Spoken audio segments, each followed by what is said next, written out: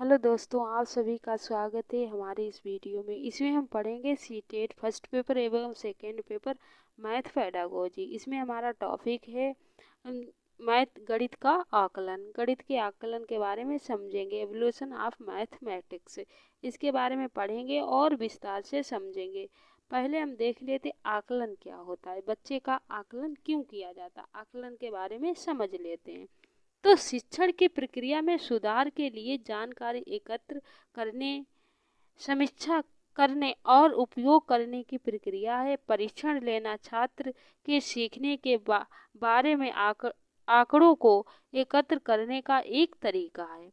तो ये ध्यान दिया जाना, इसमें क्या बताया गया, जो छात्र सीख रहे हैं उनके बारे में जानकारी को इकट्ठा करने का एक तरीका होता है क्या, आकलन।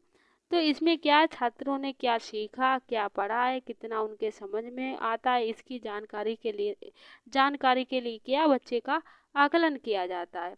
आगे देख लेते, ये ध्यान दिया जाना चाहिए कि हर आकलन के कुछ उद्देश्य हैं।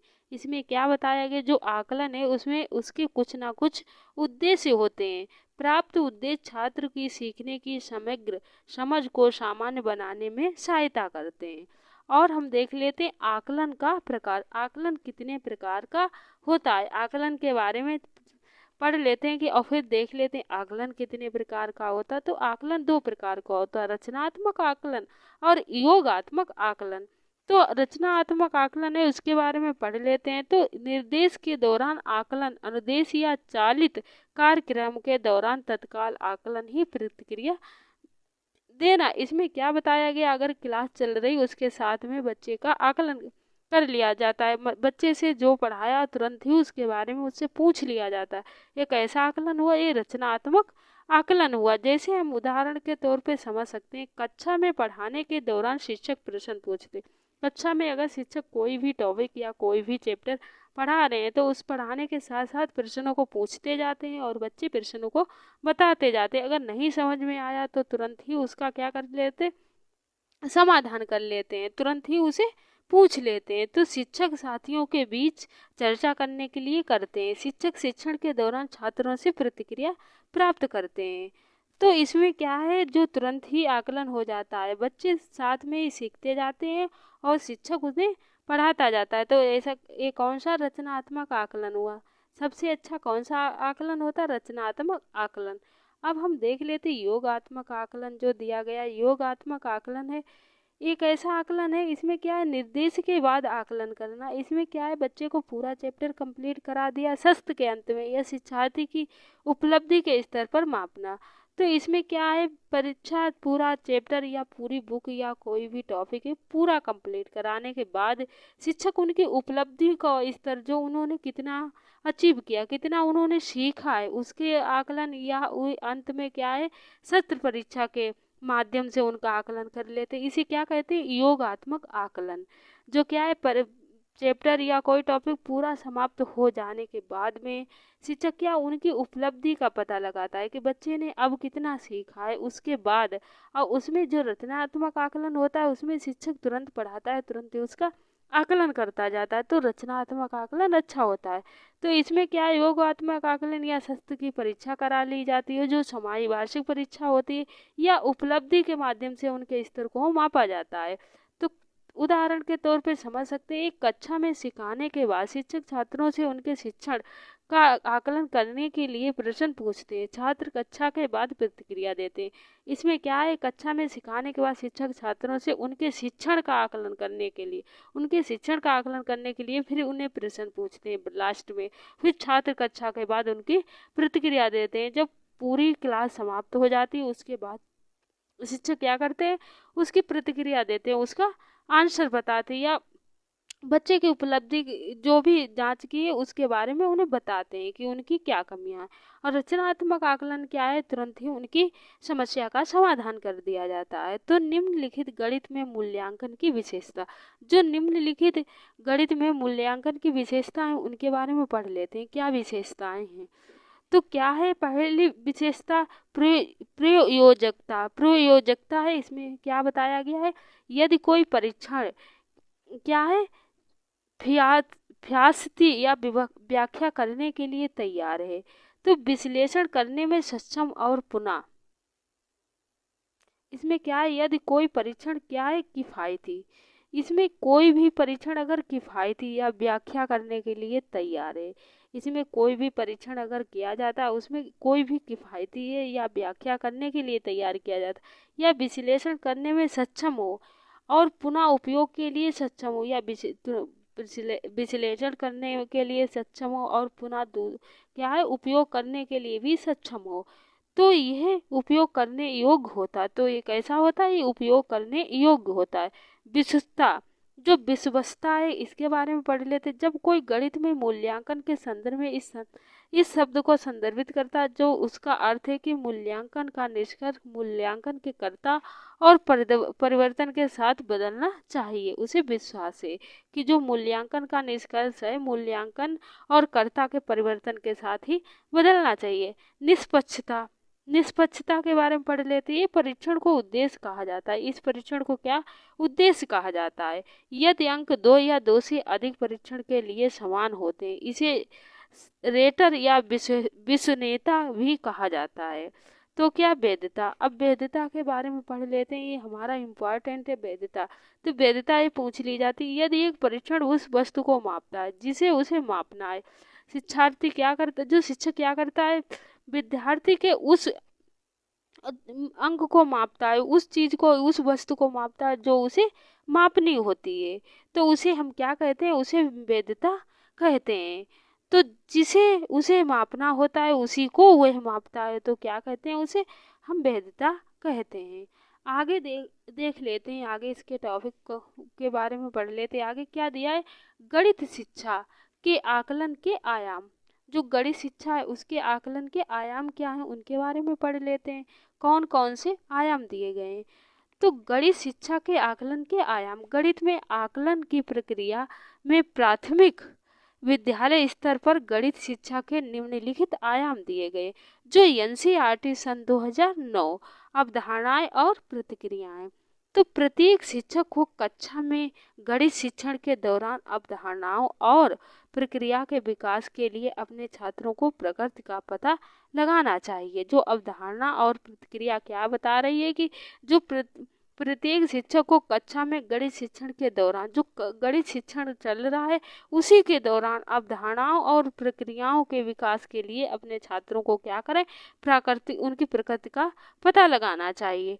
गणित तर्क, गणितीय तर्क, अब गणितीय तर्क के बारे में पढ़ लेते। गणितीय तर्क क्या है, जो दिया गया है गणितीय तर्क, तो प्रारंभिक स्तर पर, जो प्रारंभिक स्तर पर गणित सिखाने में आगमनात्मक और निगमनात्मक तर्क की प्रमुखता हो पर कार्यान्त है। तो क्या है, गणित अधिगम के तर्क शक्ति पर बल गणितीय समस्याओं के समाधान और प्रस्तुतिकरण के तरीकों को प्रभावित करता है। संचार देख लेते हैं। गणित अधिगम के महत्वपूर्ण परिणामों से एक संचार के तरीके का विकास है, जो आम तौर पर सटीक, तार्किक और प्रशासिक और अनुशासित है। रूब्रिक्स देख लेते हैं, हमारा मोस्ट इम्पॉर्टेंट है रूब्रिक। इसके बारे में पढ़ लेते हैं। जो रूब्रिक दिया गया है इसके बारे में हमारा मोस्ट इम्पॉर्टेंट है, जरूर ही पूछा जाता, तो ये हमें याद रखना है। तो एक रूब्रिक एक विशेष प्रकार के कार्य या प्रदर्शन का आकलन करने के लिए उपयोग किया जाता है। क्या एक विशेष प्रकार का जो आकलन और प्रदर्शन का आकलन किया जाता है उसी में क्या है, रूब्रिक्स होता है। इसके लिए उपयोग किए जाने वाले मानदंडों का एक स्पष्ट समूह है। छात्र मुख्य रूप से गणित में समस्या हल करने के लिए क्रिया करना, बात करना, प्रतिबिंबित करना, चर्चा करना, अवलोकन करना, या जांच करना या सुनना और तर्क करना सीखते हैं। लेस्टर सन 2003 के अनुसार समस्या समाधान गणित का एक हृदय। गणित कैसा इन्होंने बताया, जो समस्या समाधान होती है गणित का एक हृदय होता है। तो जोड़ और घटाव के आधार पर शब्द समस्याओं को हल करने में शामिल चरण। कौन से जोड़ और घटाव के समस्याओं को हल करने में शामिल चरण है, तो उन्हें देख लेते हैं। पहला क्या है, समस्या की समझ। पहले क्या होनी चाहिए, समस्या जो भी है बच्चे की उसकी समझ, समस्या को समझना। फिर क्या है, समस्या को पहचानने या समस्या को विशेष रूप से बताएं। पहले समस्या को पहचानें, फिर समस्या को विशेष रूप से बताएं। समस्या को वर्गीकृत करें और जोड़ या घटाओ। पहचानें किस मानक या अपेक्षा का उल्लंघन किया गया है। निर्धारित करें कि समस्या किस प्रक्रिया में है। तथ्य के बिना समस्या को हल करने की कोशिश से बच्चे। तो आगे देख लेते हैं, आगे इसमें क्या दिया गया है। तो आगे इसका दिया गया किए जाने वाले संचालन की पहचान, जो संचालन किए जाते हैं उनकी पहचान, उसके बारे में हम पढ़ लेते हैं। तो इसमें क्या दिया गया है, किए जाने वाले संचालन की पहचान, समस्या को हल करने के लिए विविध तरीके का चयन करें। गणित संचालन, जोड़ और घटाव की पहचान करें। संचालनात्मक संगठनात्मक लक्ष्यों के अनुरूप विकल्पों को निर्दिष्ट करें। दूसरों के विचारों पर मंथन करें। विकल्प की तलाश करें जो समस्या को हल कर सकता हो। ऐसे विकल्प की तलाश करें जो समस्या को हल कर सकता हो। आगे देख लेते, आगे क्या दिया गया है, गणितीय रूप से समस्याओं का प्रतिनिधित्व। तो इसमें क्या बताया गया, स्थापित समस्या के सापेक्ष विकल्पों का मूल्यांकन करें। सिद्ध और संभावित परिणाम दोनों का मूल्यांकन करें। चयनित विकल्प को स्पष्ट रूप से बताएं और समस्या का गणितीय रूप से प्रतिनिधित्व करें। और समस्या समाधान का एक प्रस्तुतिकरण। अब समस्या समाधान का प्रस्तुतिकरण देख लेते हैं, क्या है। समस्या को हल करने के लिए एक विधि का चयन करें। समस्या जो भी है उसे हल करने के लिए एक विधि का चयन करना चाहिए। समस्या को उचित विधि से हल करें और उचित विधि से हल करना चाहिए। चरणों में समाधान की व्यवस्था करें और समस्याओं के अनुसार प्रतिनिधित्व का समाधान करें। मूल्यांकन व सत्यापन। मूल्यांकन और सत्यापन के बारे में पढ़ लेते हैं। तो समाधान का एक सत्यापन या मूल्यांकन करें। अब पढ़ लेते हैं पोलिया के समस्या समाधान के सिद्धांत। जो जॉर्ज पोलिया थे उनके समस्या समाधान के कुछ सिद्धांत थे। उन्होंने कितने सिद्धांत, उन्होंने समझना और समस्या का पता लगाना। पहला क्या उन्होंने सिद्धांत दिया, जो समस्या है उसे समझना और समस्या का पता लगाना। एक रणनीति खोजना, ऐसी एक रणनीति को खोजना जो समस्या को हल कर सके। समस्या को हल करने के लिए रणनीति का उपयोग करना, फिर उस रणनीति का समस्या को हल करने के लिए उसका उपयोग करना। पुनः विचार करना और समाधान पर चिंतन करना। पुनः विचार करना और जो भी समाधान किया है उस पर क्या करना, चिंतन। क्रियात्मक पूर्व मूल्यांकन। क्रिया विशिष्ट विषय क्षेत्र निर्देश के प्रारंभ में छात्रों के पास मौजूदा ज्ञान और कौशल को प्लेट सेमेंट मूल्यांकन कहा जाता है। औपचारिक मूल्यांकन ये कार्यक्रम के दौरान एक से अधिक बार आयोजित किया जाता है। योगात्मक मूल्यांकन देख लेते हैं। ये पाठ्यक्रम के अंत या पूरा होने पर किया जाता है। योगात्मक मूल्यांकन के बारे में हमने विस्तार से समझा। यहाँ भी हम समझ सकते हैं योगात्मक मूल्यांकन है ये पाठ्यक्रम पूरा समाप्त हो जाने के बाद ही किया जाता है। अनुवर्ती मूल्यांकन, जो अनुवर्ती मूल्यांकन दिया गया उसके बारे में पढ़ ले। अनुवर्ती मूल्यांकन आगे की जानकारी जुटाने से पिछली कार्रवाई का पूर्व मूल्यांकन करने पर केंद्रित है। संदर्भ को प्रकृति के अनुसार मूल्यांकन दो प्रकार के हैं। मानदंड संदर्भित मूल्यांकन। मानदंड संदर्भित मूल्यांकन अच्छी तरह से परिभाषित मानदंडों से संदर्भित किया किसी व्यक्ति की स्थिति को निर्धारित करता है। यह एक परिभाषित उपलब्धि या डोमेन के विषय में एक छात्र की स्थिति स्थापित करता है। तो आगे देख लेते सामान्य संदर्भित मूल्यांकन।